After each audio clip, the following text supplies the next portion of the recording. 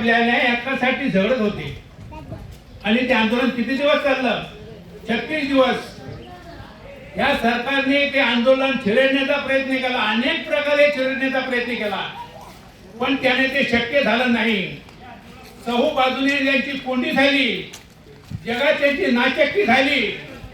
त्यावेळी त्या परधानाचा राजीनामा घेतला आणि राजीनामा दिल्यानंतर फडणवीस काय बोलतात, ट्विट काय करतात की परधानांनी शहीद पाहिलं नाही, देशाचं हित पाहिलं, विद्यार्थ्याचं हित पाहिलं. मग 36 दिवस का लावले? 36 दिवस काय कोणाचं हित पाहिलं?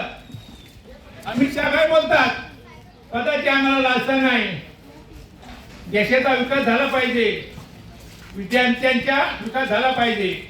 मग त्यांच्यावर लाठीचार्ज का केला? त्यांना जेलमध्ये का टाकलं? आणि हे आंदोलन त्यांचं हे करण्यासाठी 36 दिवस का लावले?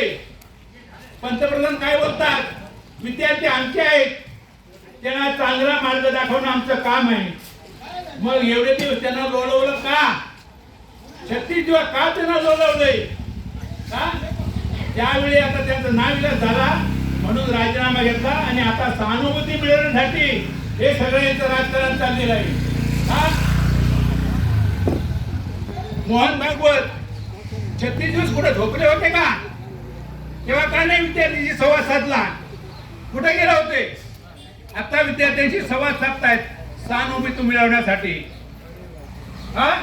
अमित शहा हा भाजपचा मुंबई अध्यक्ष आमदार काय बोलतो, तर या आंदोलनापाठे परकीय शक्ती आहे.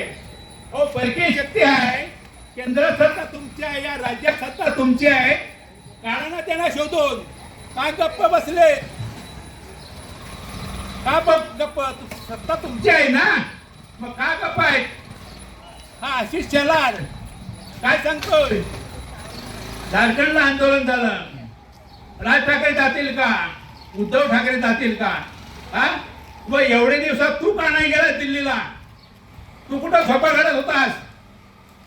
36 दिवस जर आंदोलन चाललं तर तू काय करत होतास? तेव्हा तुमची वाचा बसली होती का? तेव्हा तोंड उघडत नव्हतं का? एकनाथ शिंदे काय सांगतात, संवेदनशील आंदोलन करणं अयोग्य. मग रात्रंदिवस सेवा करणाऱ्या डॉक्टरांना तुझे गुंड नगरसेवक आत्महत्या मारहाण करतात, हे अयोग्य नाही का? हे योग्य आहे का? आज जे असं राजकारण चाललेलं आहे, ह्या सरकारची सगळ्या ठिकाणी हुकुमशाही चाललेली आहे, हुकुमशाही. गोरगरिबांना न्याय नाही.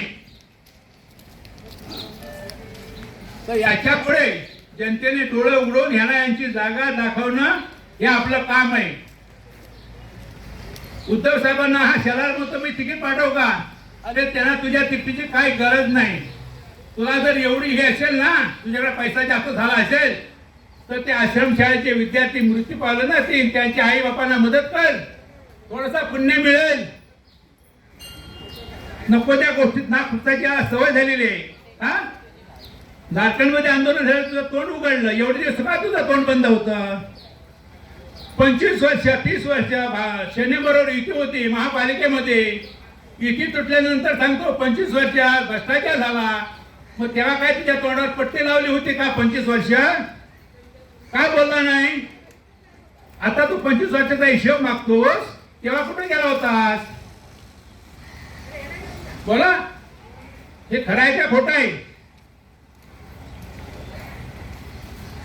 25 वर्षात तुम्ही होते ना त्यांच्या बरोबर, तेव्हा काय नाही बोललेत? भ्रष्टाचार होतोय, भ्रष्टाचार झाला, काय नाही बोललेत?